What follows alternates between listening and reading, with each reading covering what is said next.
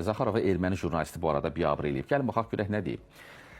Daha dəqiq desək, onun brifinqdə Ermənistandan olan jurnalisti biabır etməsi gündəm olub. Jurnalistin güya Azərbaycanın Qarabağda tarixi abidələri, eləcə də Böyük Vətən müharibəsi qəhrəmanlarına həsr olunmuş abidələri dağıtması ilə bağlı sualını cavablandırarkən Zaxarova deyib ki, bu məsələdə biz Azərbaycanlı həmkarlarımızla işləyirik və buna da əmin ola bilərsiniz. Baxaq.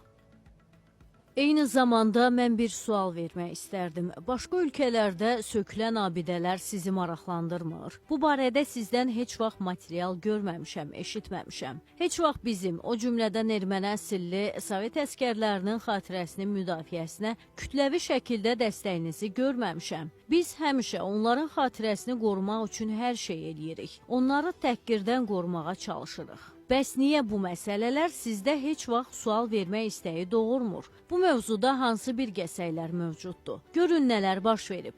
Bəs Ukraynada, orada Qızıl Orduda erməni əsilli əskərlər yox idi? O zaman cəsədlər ekshumasiya edilirdi, abidələr dağıdılırdı. Amma sizdən nə sual gördüm, nə də bu mövzuya maraq. Niyə belədir?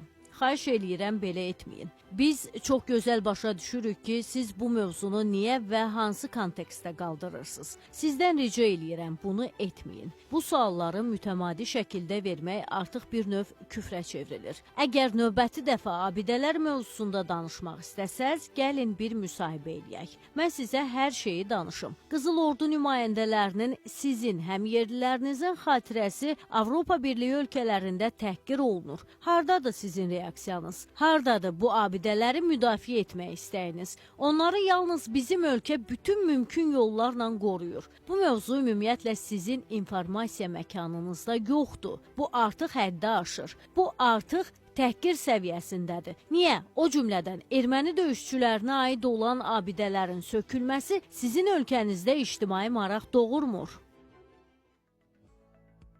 Bəli, erməni ki, erməni. Nə deyirsən elə, yenə də elə öz bildiklərindən əl çəkmirlər. Zaxarova tərəfindən dəfələrlə söz gedən jurnalistə xəbərdarlıq olunub və təxribatlı sual verməsin deyə xəbərdarlıq olunub, amma hər dəfə də verir və elə hər dəfə də bax bu cür biabır olurlar.